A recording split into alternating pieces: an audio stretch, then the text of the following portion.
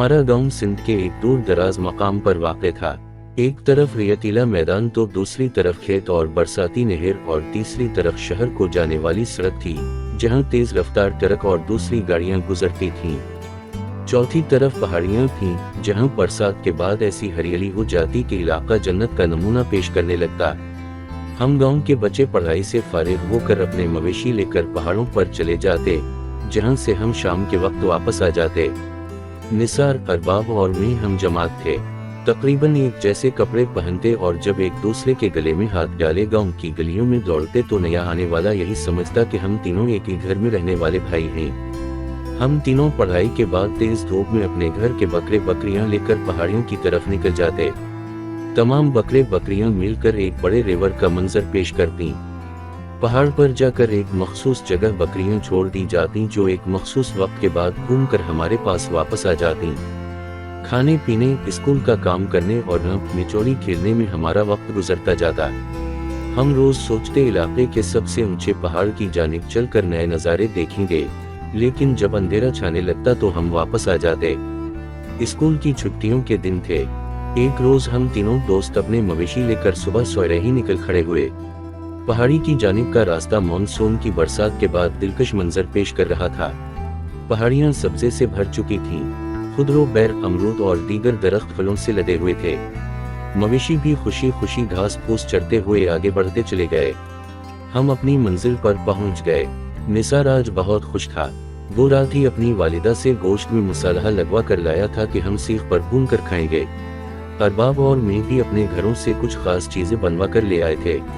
निसार ने हमारी मखसूस जगह से हटकर निस्बतन ऊंची जगह मुंतखब की, जहां से हमारे मवेशी भी नीचे वादी में चरते नजर आते रहीं और गांव की जानिब भी निगाह पड़ती रहे। हमने खाने पीने की तैयारियां शुरू की, खुशगपियां भी साथ साथ चलती रहीं। अरबाब सीखों पर गोश्त रोने लगा, मैं और निसार पत्थरों का चौल्हा तैयार करने लगे। चौल्हा बनाने के बाद हमने इर्द गिर्द से लकड़ियां काटी थीं। दोपहर हो चली थी। दूर गांव की मस्जिद से मौज़िन साहब के अजान देने की आवाज सुनाई देने लगी। हम तीनों ने बाजमात नमाज अदा की और खाना बनाने की तैयारी के लिए चूल्हे में आग सलगा दी। कुछ देर में खाना बन चुका था।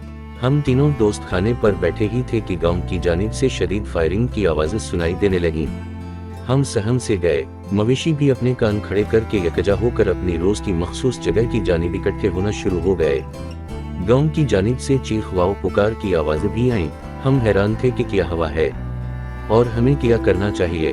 अचानक गांव की जानिब से 6 नकाबपोश भागते हुए पहाड़ों की जानिब आते दिखाई दिए। उनके पास असलहा भी नजर आ रहा था, जिसे वो वक्फे वक्फे से इस्तेमाल कर रहे थे। उनके पीछे हमारे गांव के कुछ लोग भी लाठियां और डंडे उठाए शोर मचाते नजर आ रहे थे, लेकिन वो काफी दूर थे। हम समझ गए कि गांव में डाकुओं ने वारदात की है। हम तीनों ऊंची जगह मौजूद थे।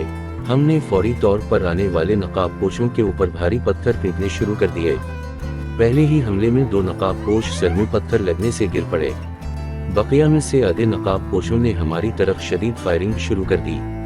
गांव की जानिब से आने वाले लोगों पर भी फायरिंग करते रहे। अरबाब और मैं निस्बतन दूर थे, उनकी फायरिंग से बच निकले, लेकिन हमारा तीसरा दोस्त गोली लगे से जख्मी हो गया। निसार का खून बह रहा था। हम इसे संभालने को लपके, लेकिन वो जख्मी हालत में भी डाकुओं पर पत्थर फेंकने का इशारा और इसरार करता रहा। हम तीनों के लगने वाले पत्थरों से बकिया हमलावर भी जख्मी हो गए और हमारी जानिब से रास्ता छोड़कर दरिया और खेतों की जानिब दौड़ लगा दी। फायरिंग की आवाजों से इर्द गिर्द के करीबी गांव के लोग भी हमारे गांव की जानिब पहुंच चुके थे। जल्द ही हमलावर पकड़े गए, जो बाद में इश्तिहारी डाकू साबित हुए। इन सब के सर हमारे मारे गए पत्थरों से फटे हुए थे। निसार ज्यादा खून बजाने की वजह से बेहोश हो चुका था, जिसको शहर के अस्पताल लेकर जाने के इंतजाम किए ही जा रहे थे, मगर उसने हमारे बाजुओं में दम तोड़ दिया। इन डाकुओं ने तवील अरसे से इलाके के लोगों का जीना हराम किया हुआ था। उनकी गिरफ्तारी पर इनाम मुकर्रर था, जो हुकूमत ने हम तीनों को दिया। हमने वो इनाम निसार के घर वालों को दे दिया। अदालत के हुक्म पर डाकुओं को फांसी व उम्र कैद की सजा दे दी गई। हमारे गांव के स्कूल का नाम तब्दील करके Nisar government public high school रख दिया गया। साल गुजरने के बाद आज भी निसार की तस्वीर स्कूल के मरकजी दरवाजे के सामने दीवार पर आवेदन है। अरबाब अपने घर वालों के साथ बैरून मुल्क चला गया। मैं ये वाकया जिंदगी भर नहीं भूल सकता।